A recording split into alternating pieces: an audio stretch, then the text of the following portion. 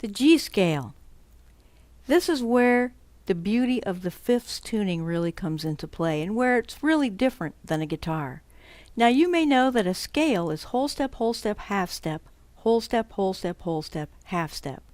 I like to think of that as numbers 1 through 8, 1, 2, 3, 4, 5, 6, 7, 8 being a scale. But you know, that's a lot to remember when you're trying to play music. So what I like to look at is just the things that are different. You have a half step between 3 and 4 and a half step between 7 and 8, and everything else is 2 frets apart. A half step is 1 fret apart. So if I want to play a G scale up this string, I play this as my 1, okay? 1 to 2 is a whole step, so I skip a fret. 2 to 3 is a whole step. 3 to 4 is a half step.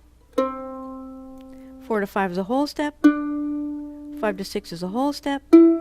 6 to 7 is a whole step. 7 to 8 is a half step. So I really only have to remember 3 and 4 and 7 and 8. Now I'll do that only calling out the 3 and 4 and 7 and 8. 3, 4, 7, 8. Now we go up to the fifth.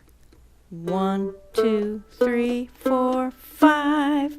And that's where you tune to if you're tuning acoustically, although I do recommend using the tuner because it's usually a little more accurate than tuning at the 7th fret of a mandolin. So play this note. Should be the same as this note. So we have G, A, B, C, D, and there's your D note. Okay? Which means that's your 5. So that's where your pattern can change if you're playing across the string. So you have 1, 2, 3, 4. Go to the next string for 5, 5, 6, 7, 8. So the pattern for 1, 2, 3, 4 is exactly the same as the pattern for 5, 6, 7, 8. You don't have to change anything. 1, 2, 3, 4, 5, 6, 7, 8. Now that becomes the 1. We have the 1, 2, but we're at the 7th fret, so we can play the next open string, okay? 1, 2, 3, 4 we know is a half step away.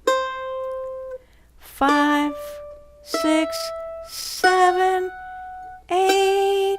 So again, we have a repeating pattern. We have 1, 2, open, 2nd fret for 3, 4, 5, 6, 2nd fret for 7, 3rd fret for 8.